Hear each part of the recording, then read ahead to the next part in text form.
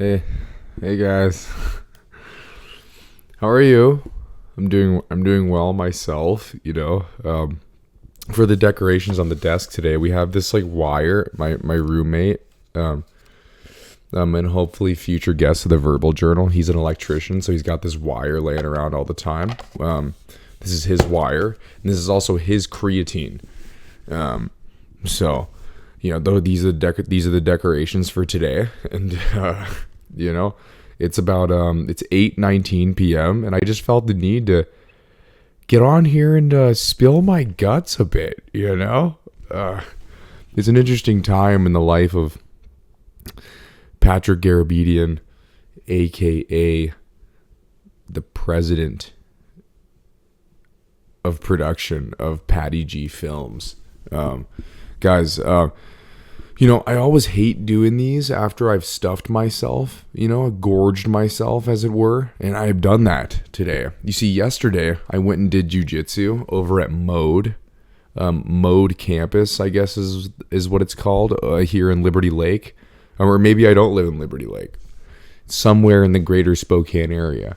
But, anyway, nevertheless, I went and did Jiu Jitsu at Mode, and I gotta say, man, it is like super humbling to just go to jiu-jitsu and just get my absolute ass handed to me. It's like, whatever I think of myself, I'm a pretty humble person and I'm pretty down to earth, I would say.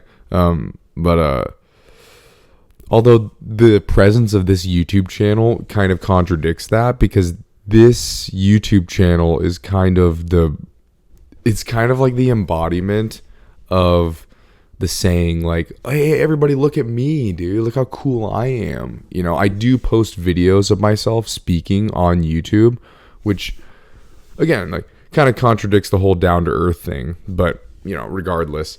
So I would say I'm pretty down-to-earth, and getting my ass kicked is, like, very humble. But it's like, I welcome it, A lot of people have never gotten their ass kicked, and the first time it's a very eye-opening moment. But luckily, the first time that I got my ass kicked was like when I was 18 years old, and I did high school wrestling at Joel E. Ferris High School.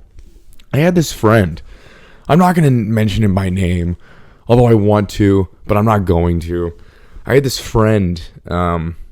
He used to be in my YouTube videos way back when, about 8 years ago. Don't go watch those. Please don't go watch those. The main characteristics, the main adjectives I would associate with this man is he had a short man syndrome. He was a short man, a short king. He was 5'5", I think, or 5'4", and he was a very angry person. And he also happened to hate Middle Eastern people, which I'm Armenian, so I'm not technically Middle Eastern, although my grandparents are from Lebanon, where they speak Arabic. So there's some cross-pollination of cultures, if you will. But this guy, we were seniors in high school, and he told me, dude, you got to come out for wrestling this year. I think you'd be good at it. And I was like, well, okay, I might do it. Would I be able to play soccer and wrestle at the same time? And he's like, oh yeah, definitely. Turns out that absolutely was not the case. But as fate would have it, I got such bad grades in high school in general, but I got my grades when I was a senior in high school were so atrocious that my dad was, he was like, dude, you got to get your grades up or else I'm not going to pay for this $2,000 soccer team anymore. And I was like, yeah, I'll get on it. I never got on it. And he removed me from the soccer team. And it was weird because nothing meant more to me at the time than soccer.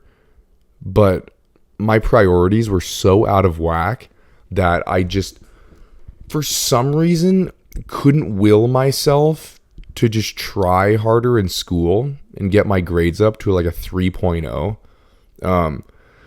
It was so long ago, And I was such a different person. You know, now I'm in a place in life where I don't accept mediocrity, especially from myself, and I don't love it from others either.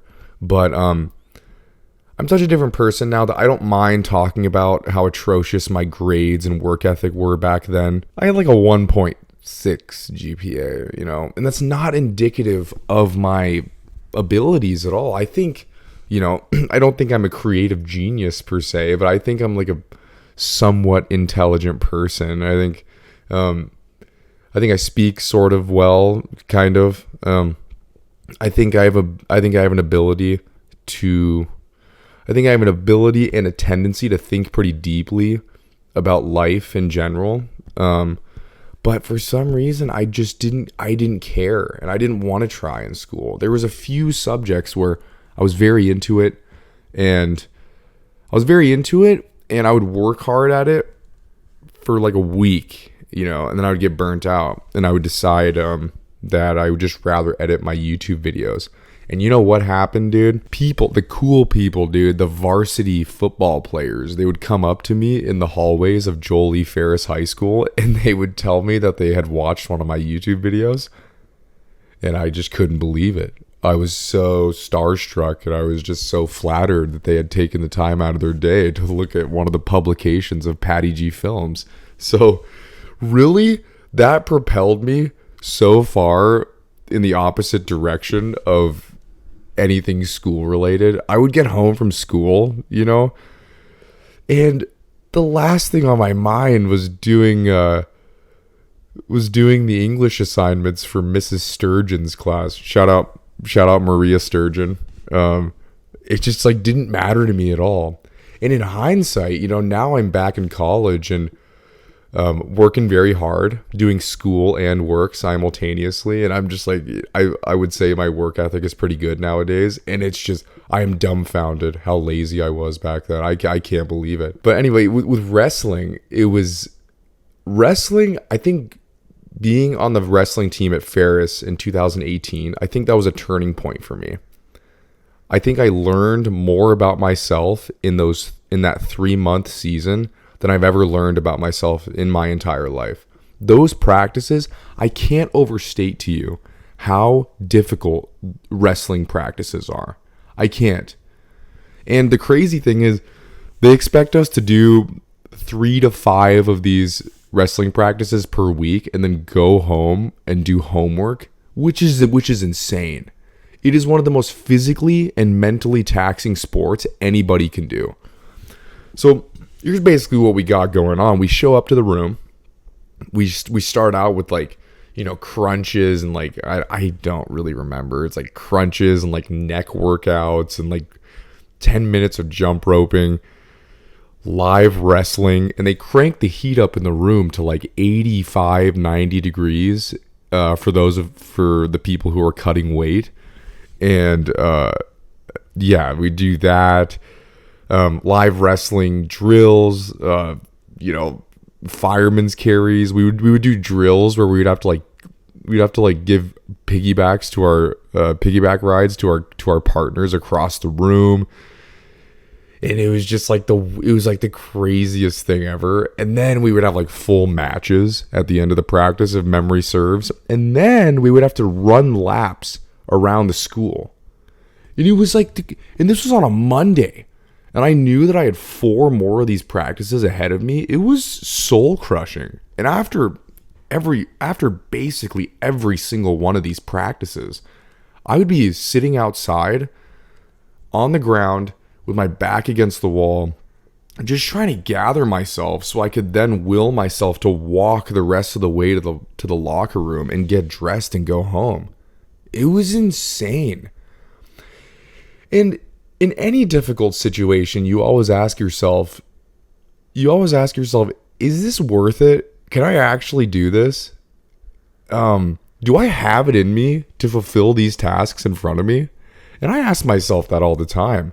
But I was so desperate for the validation of that guy I was telling you about that. And then also I'm trying to think of why else I stayed on the team. I don't know. I guess I didn't want to disappoint my friends, I didn't really care about disappointing myself too much because I never followed through with anything at that age. But it was just absolutely crazy. I got pushed to my absolute limits, and I had no idea how I was going to get through the season, the day, the week. It was the most crazy thing ever. But in the midst of that struggle, I learned about who I truly was and what I was actually capable of. And that flipped something in me. In my entire life, I played soccer. I started when I was like 10 years old and or 11 or something. And I loved it so much. I idolized Clint Dempsey. And if you watched one of my old videos, you'll know that I have Clint Dempsey's last ever jersey that he wore as a professional soccer player. I was in San Jose in 2019, I think. Yeah, 2019 or 2018. No, 2018. It was 2018.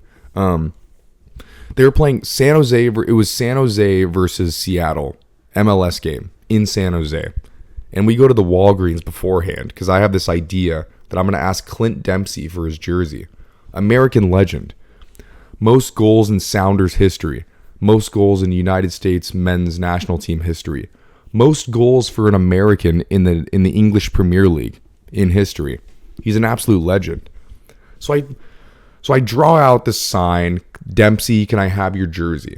And my hair is bleach blonde at the time. So halftime rolls around and we're standing right at the partition so the players can walk through to the locker room at halftime. And I hold up the sign and he goes like this. And I'm like, after the game? And he's like, yeah. So I start freaking out. Long story short, he gives me his jersey. I got it framed in my room upstairs. It's amazing. I don't know where I was going with that. I'm going to be honest. But yeah, it was just, yeah. Oh, I loved soccer. Yeah, I absolutely loved soccer, but naturally, I was not very good at it. I worked so hard at it. I just didn't have that thing. And I think part of it was that I played for such low level clubs when I was in high school that the coaching didn't really get me there because I wasn't naturally talented. I played one season with Seattle with Spokane Sounders, formerly Shadow at the time, and the coaching was so high level that I actually got pretty good. I even became captain of my team. Big accomplishment for me. That actually meant a lot. And I don't mean to be that guy who's like, dude, in high school, like I was like, man, those were the days, because objectively things are a lot better than they were in high school. But I'm just saying that was a very formative memory for me. It was a core memory. It was amazing to wear that captain's armband, to be in a position where I'm getting exponentially better at soccer, something that means the world to me. That was really, really awesome. But I say all that to say that once I started wrestling, it unlocked something in me. I was a very angry kid. I had a lot going through my mind. I felt misunderstood. I felt like I didn't get enough recognition. I felt like the school system did not fit me. Like I said, there were little moments where I would be very motivated at school. But most of the time, the vast majority of the time, that was not the case. So I always felt like out of place. But when I was in the wrestling room and I had a place to place that anger, and to just like channel it in a somewhat positive direction, that really changed everything for me. A place to put that energy and then to be pushed like past my perceived limits. It was huge for me. And I'm so grateful for that experience. And it turned out that was like the starting point of something, a passion. That one season of wrestling, that really jump-started something that I view as a hobby now, which is the reason why I did Jiu Jitsu yesterday. Yeah, right after high school, I started training mixed martial arts, which if you've seen my Instagram, if you're a close friend of mine and you've seen my Instagram, you've seen the pictures of me slanging hooks and getting destroyed. And it was an absolutely it turned out to be a really big passion of mine. It was huge. Yeah. So right after I graduated high school, I started going to these MMA classes, and there's something, I don't know, as a kid who's feels out of place. I was a little bit of an angry kid, but also really kind at heart. I just needed a place to let go of that aggressive energy, and I found it in MMA gyms, and it was really amazing. I have regrets about the activities I got up to whilst in MMA gyms. This picture I'm going to put on screen being a prime example. Getting hit in the head is not great for your long-term neurological health. I can attest to that. Yeah, I've had like a lot of like head injuries, and but the one thing I have going for me is that I have very good neurological genes, like dementia, Alzheimer's. It doesn't really run in my family. There's not really been one person that's like developed really bad dementia. So on either side, whether it's my mom's side or my dad's side. So that's cool, right? But yeah, it was training MMA, it was like it's been a big part of my life, and it's not as big of a part of my life now because I just have different ambitions. Like when I was living in Bellingham and I was training a lot, and I even had it on my bucket list to do one mixed martial arts fight. It was all I did. I didn't care about reading, didn't really care about writing, although I did journal a little bit. Didn't care about learning new things. I just watched fights, watched YouTube content about MMA, about boxing, and I went and trained, and that was really all I cared about. But it sort of like healed something in me. It certainly healed something in me. And, I don't think I'm special in that I was a young man in his early 20s who had some aggressive energy, to get out. I think that's pretty common. But there was something that clicked when it came to sparring and just like being really aggressive and just having a place to just, like beat the shit out of someone. And in the process of beating the shit out of people, I got the shit beat out of me a few times. And that humbled me in a way where, I think it's resulted in me being a very calm person, being a very understanding person. Because here's the thing. Here's the thing about guys at bars who are constantly peacocking and they really want to fight. A very small percentage of them actually know how to fight or have ever fought. The reality is about being in fights is that if you've been in enough of them and you've trained boxing and or mixed martial arts, then you know that sometimes someone doesn't look like they can kick your ass, but they do. And it's so while I'm like confident in my ability to handle myself in a fist fight, I have no interest in being in a fist fight. You never know what's going to happen. But ignorance is bliss in the way that if you're some Giga Chad down at Barachos in downtown Spokane, you get a few gin and tonics in you. It's like, you'll fight anyone because you don't know what it's like to get put on your ass, But, experiencing that was like a truly magical thing. Both kicking people's asses and I think even more important, like getting my own ass kicked, having my jaw turned around by a left hook. Your life kind of flashes before your eyes for like a half a second. You're like, oh my God, dude. And yeah, it was just, I don't know. It was amazing. And fast forward to today, I'm not as into it now, but I recently started training Jiu Jitsu again. And it's just, I don't know. It's just really, really awesome because I felt, I don't know, because I've been challenging myself so much recently and putting so much on my plate, whether it's helping my family with, their construction projects, working at the restaurant that I work at, and going to school. It's a lot. I'm a little bit stressed out recently. But, yeah, I just felt kind of, when you're really stressed and you're putting a lot on yourself, some anxiety comes with that as well. And it's not ideal, but, yeah, but that's just kind of the reality. And going to jiu-jitsu has really, it's like relieved that a little bit. I can get that energy out. It's still like a part of me, but my way for expending my energy that I need to get out, I do so in a much more well-rounded way now. And that's through reading, writing, going to school, trying my very best at work, trying my very best at everything. Whether it's, I don't know, like my grandfather's doing a construction project and he asks me to go stack some wood. And I'll do like my very, very best in that.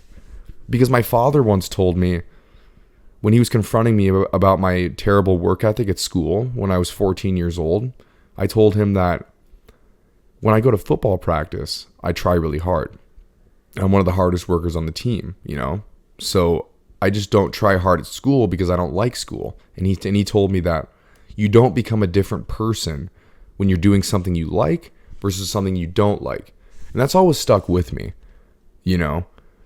So even though when you're doing something that you really like, your passion for it and your motivation will push you to a certain point. But once resistance hits, that's when you might give up. And I've experienced that because even with these YouTube videos, as my work ethic has gotten better, when I'm editing these YouTube videos and I reach a point where I start to get a little mentally fatigued, before I would give up. And I would accept that it was, you know, I wasn't going to finish it that day. But now that I'm so much more of a hard worker, I push through it, and because of that, I post videos much more often. I haven't been recently because of school, but I used to think that a really good work ethic wasn't that virtuous of a trait because it took away from the opportunity to have a real life, you know, to have a social life and to have, you know, things going on. But I don't feel that way anymore. I think you can accomplish all of it if you just use a little bit of resistance, you know? Also, one second.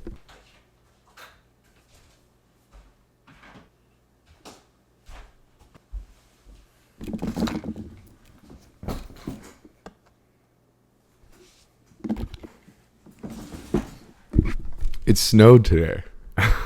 Isn't that cool? We didn't have snow on last Christmas, and I don't know if we're gonna have snow again this Christmas, but it snowed, dude. It was dumping today. It wasn't dumping, it was just snowing, which is amazing. And I don't know if it was a good idea to put that there, but dude, okay, for those of you who grew up in Spokane like I did, don't you remember snow, man? Don't you remember waking up on Thanksgiving morning when we were children and there being, you know, a foot of snow? Don't you remember that? It doesn't happen anymore. Last year on Christmas, it was 45 degrees. I was wearing shorts, which is absolutely ridiculous. It's crazy. It's just it was so magical seeing all that snow. And it snowed a bunch after I got home. I went outside to get my camera batteries. And this shit was everywhere. Isn't that cool? And, you know, what do you guys think about global warming? Because I don't know. I don't know anything about it. I'm still getting to the point where I'm like researching stuff, and I've been reading, which is pretty cool. I've been reading for about a year now. I've read like